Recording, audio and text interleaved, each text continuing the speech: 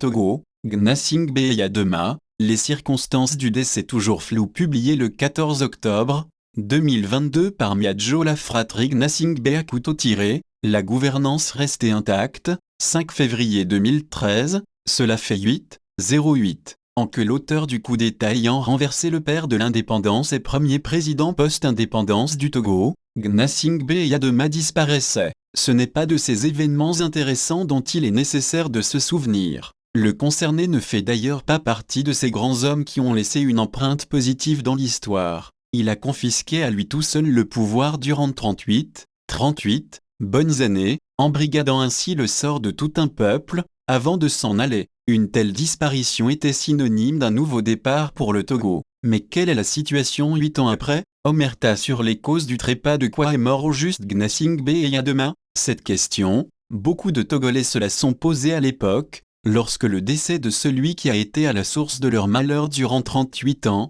fut annoncé. Mais la question reste toujours d'actualité. Un communiqué officiel avait fait état de ce que l'homme avait rendu l'âme lors de son évacuation vers l'Europe, à la suite d'une crise cardiaque, sick. Rien de plus. Qu'est-ce qui dit en traité à l'origine de la crise cardiaque? Un accident, le second accès de dysenterie de sa vie? Les Togolais n'en savent rien jusqu'à présent. Officiellement aucune précision ultérieure n'a été donnée, et c'est tout un mystère qui a entouré les obsèques. À Lomé le 13 mars au Palais des Congrès, c'est juste un cercueil recouvert du drapeau national placé sur une estrade dans une grande salle remplie de photos du défunt que les populations ont vues. Pas de chapelle ardente pour leur permettre de voir le corps de leur président bien-aimé sick. Tout s'est déroulé dans une intimité totale, et les cérémonies n'étaient ouvertes qu'aux initiés. L'absence de communication du côté des officiels et le secret qui a entouré les obsèques ont ouvert la voie aux supputations. Beaucoup de Togolais étaient convaincus qu'on leur cachait quelque chose sur la mort du baobab.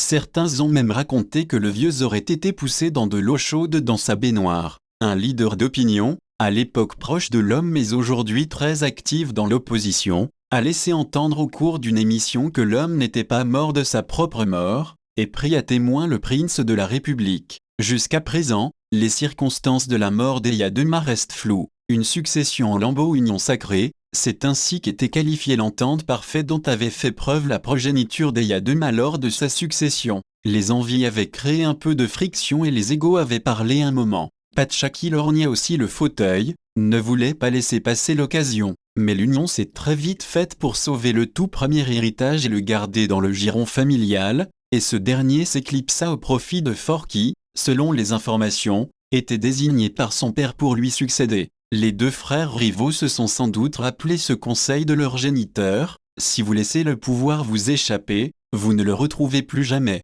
C'est donc tout uni que la famille a choisi le successeur, et c'était fort l'heureux élu. La honteuse cérémonie d'allégeance du carteron d'officier dont l'un, le général Hassani Tidjani a été récemment tué, sick, par son protégé, s'était déroulée le 5 février 2005 avec l'aval et en présence de Pacha. Une sorte de bénédiction donc pour Fort. Mais cette belle époque n'est aujourd'hui qu'un lointain souvenir. Très vite, les divergences ont commencé à se faire jour et les vieilles envies sont ressuscitées. Pacha qui était presque un vice-président, fut débarqué du gouvernement en 2007. C'était le début de la fin. 2 ans plus tard, on trouva de quoi l'accuser pour le neutraliser, tentative de coup d'État. Dans la nuit du 12 avril 2009, une mission commando conduite par le beau-frère de la famille, Félix Abalo Kadanga fut envoyée pour le tuer. Mais il fut sauvé par l'intervention in extremis de son demi-frère Roch Gnassingbé, à l'époque au commandement du régiment blindé de reconnaissance et d'appui, Orbra.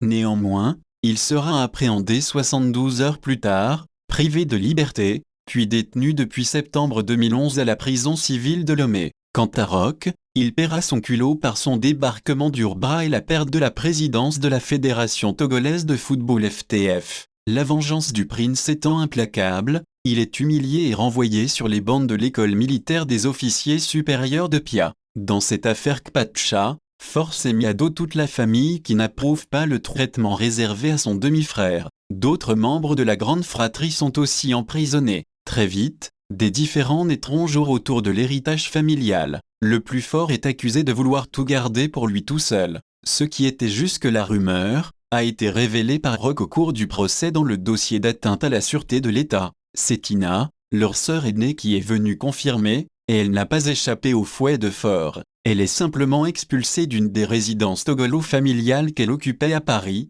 et en plein hiver. Aujourd'hui la famille est tellement divisée, ou plutôt le prince se l'étant mis à dos qu'il suspecte tout le monde. Le dernier à subir cette paranoïa est le frère jumeau de Kpatcha, Toyi, dont le domicile a été perquisitionné le samedi 2 février dernier. Aujourd'hui dans la famille, le prince est seul contre tout, et il voit le diable partout. La famille n'existe que de nom, les rejetons se regardant en chiens de faïence. Le roi est mort, vive le roi. La mort d'Eyadema avait été conçue comme un nouveau départ pour les Togolais dont le sort a été embrigadé par 38 ans de régence. Même s'ils abhorraient la façon dont il était monté au trône, les Togolais avaient un brin espéré que Faure Gnassingbé pouvait gouverner autrement que son défunt père. A raison, car lui, il a été à l'école. L'intéressait même leur a mis de l'eau à la bouche, en se faisant passer pour un esprit nouveau, désavouant presque la gouvernance de son géniteur par sa célèbre phrase « Lui c'est lui, moi c'est moi ». Mais de toute vraisemblance,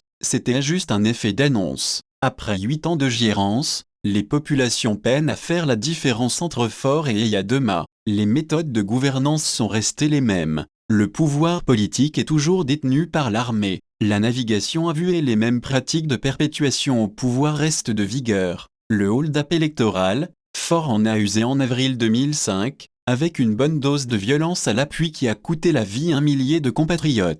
Mars 2010 n'a pas échappé à la règle. La démocratie, il veut la faire sans l'opposition. On ressuscite les vieilles méthodes pour coincer les opposants et les empêcher de jouer leur rôle et participer aux échéances électorales. C'est le cas avec l'affaire des incendies. La réconciliation chantée n'est qu'un vœu pieux, les Togolais restent aussi divisés qu'à l'époque. La gouvernance économique n'est pas meilleure qu'avant février 2005. Les ressources nationales sont accaparées par une minorité, et Faure Gnassingbé même l'a tout récemment reconnu. Des cossus, il y en avait à l'époque d'Eyadema, mais ils se comptaient au bout des doigts. Aujourd'hui, sous le fils, les milliardaires ont pignon sur rue, et ils affichent de façon ostentatoire leur richesse. La corruption n'a pas régressé. Tout cela se passe sous l'expert financier, SIC, formé dans les grandes écoles occidentales. Ce qui a changé depuis 2005, c'est le prénom de celui qui dirige le pays, a résumé un compatriote, comparant les deux époques. En clair,